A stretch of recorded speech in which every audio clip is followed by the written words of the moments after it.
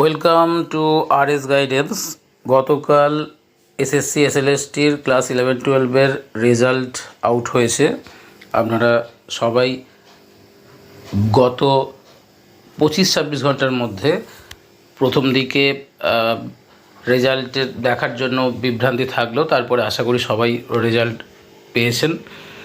কার কত স্কোর হয়েছে সেটা প্রত্যেকে কমেন্ট বক্সে জানাবেন। তবে আজকে প্রাপ্ত সবার নাম্বার বিবেচনা করে যতজনের সাথে কথা হয়েছে আলোচনার মাধ্যমে জানা গেছে, তো সেই বিবেচনা করে যেরকম কাট অফ হতে পারে 17 তারিখের ভেরিফিকেশানে ডাকছে এসএলএসটি। এই খবরটাও, এই নিউজটাও সবাই জানেন। 12 তারিখের পর কাট অফ সম্পর্কে জানা যাবে, ভেরিফিকেশানে কারা কারা ডাক পাচ্ছে জানা যাবে। তবুও মনের মধ্যে যে চাপ বা লড়াই কাজ করছে, সেই লড়াইকে শান্ত রাখার জন্য যে কাট অফ হতে পারে, যে বিশ্লেষণ, সেটা নিয়ে এসেছি। আপনারা দেখতে পাচ্ছেন যে একটা চার্ট করে রেখেছি। এখানে একদম শিওর যতজন ক্যান্ডিডেটের সাথে কথা হয়েছে, আমি নিজেও একজন ক্যান্ডিডেট। এর আগে রামকৃষ্ণ মিশনের সার্ভিসেও আমি সিলেক্টেড, ফার্স্ট র্যাঙ্কিংয়ে না থাকলেও সিলেক্টেড ক্যান্ডিডেট হিসাবে নেক্সট 3rd 5th পজিশানে ছিলাম।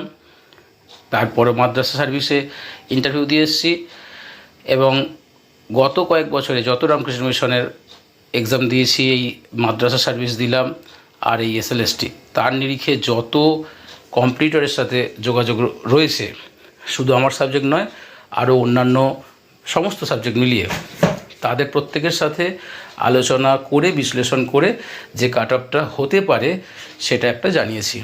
হ্যাঁ, এখানে 1-2 নম্বরে হেরফের হতে পারে, তবে এটাই থাকার সম্ভাবনাটা কিন্তু, বা 1-2 নম্বরের কাছাকাছি থাকার সম্ভাবনাটা খুবই প্রবল। তো সেক্ষেত্রে আনরিজার্ভডে মেল ফিমেল প্লাস ফিমেলরা কিছুটা সুযোগ পাবে, তো সেটা জানানো হয়েছে। তার সাথে নতুন ইডব্লিউএস কোটা, যেটা ইডব্লিউএস কোটাটা নতুন অ্যাড হয়েছে এই বছর, তো সেটা জানানো হয়েছে। ইডব্লিউএসে আহামরি খুব যে বিশাল নামবে, ক্যান্ডিডেটরা সুবিধা পাবে তা কিন্তু নয়। তো সেক্ষেত্রে 3 থেকে 4 নাম্বারের মতো সাবজেক্ট ওয়াইজ কমতে পারে। বিভিন্ন সাবজেক্টের বিভিন্ন কম্পিটিটর আছে।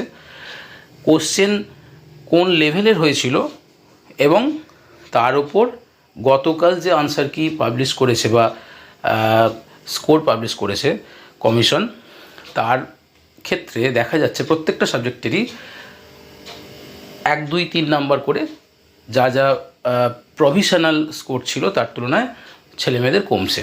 কীরকম কমছে? কিছু ক্ষেত্রে দেখা যাবে সঠিক আনসারও ভুল নিয়েছে কমিশন। কিছু ক্ষেত্রে দেখা যাবে যে অল ক্যান্ডিডেট নাম্বার পাচ্ছে।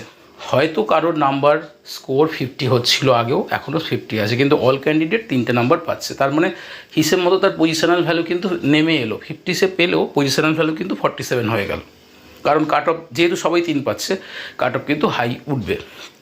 একই রকমভাবে এই যে পজিশানটা বললাম, এটা হয়েছে হিস্ট্রি, কেমিস্ট্রি, ইংলিশ, জিওগ্রাফি এসবের ক্ষেত্রে। আর একই রকমভাবে কিছু কিছু সাবজেক্টের সঠিক আনসার চ্যালেঞ্জ করে কিছু বাড়াচ্ছিল, সেখানে না বেড়ে বরং কমেছে, যেমন বায়োলজিক্যাল সায়েন্সে, যেমন ফিজিক্যাল সায়েন্সে। তো সেক্ষেত্রে কিন্তু মানে ফিজিক্স যেটা, তো সেক্ষেত্রে কিন্তু সাবজেক্ট ওয়াইজ কাট অফ কিন্তু সবারই মানে স্কোর পজিশন ভ্যালু কিন্তু কমছে। তো যাই হোক, একটা বিভিন্ন কম্পিটিটরদের সাথে এতদিনের যে সাক্ষাৎ বা এতদিনের যে পরিচিতি, এতদিনের যে একটা স্টেজ পারফরমেন্স তৈরি হয়েছে কম্পিটিশানের জগতে, তার উপর বেশ করে আমার বিশ্লেষণ করে যেটা আমি মনে হয়েছে সেটা আমি এখানে জানিয়েছি।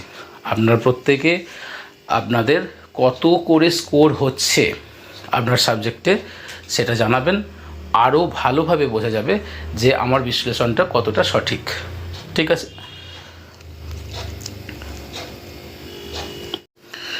তো সবাই চ্যানেলটিকে একটু সাবস্ক্রাইব করবেন এবং পরবর্তী যা যা পদক্ষেপ কমিশন নিতে চলেছে সেগুলো আমি সাথে সাথে জানানোর চেষ্টা করব। রিটেনের সময় কোনো আপডেট দিইনি, কোনো রকমভাবে ভিডিও সেশন করিনি, কিন্তু এবার থেকে ইন্টারভিউ এবং তার পরবর্তী আপডেট, মাদ্রাসার কমিশনের আপডেট, মাদ্রাসার ইন্টারভিউয়ের পর স্কুল চয়েসও হয়ে গেল, সমস্ত কিছু নিয়ে আপডেট দেবো। সবাই চ্যানেলটিকে সাবস্ক্রাইব করে পাশে থাকবেন এবং শেয়ার করে দেবেন, তাহলে সমস্ত তথ্য আমি দ্রুত জানাতে পারবো এবং আপনারাও দ্রুত পেতে পারবেন। ধন্যবাদ।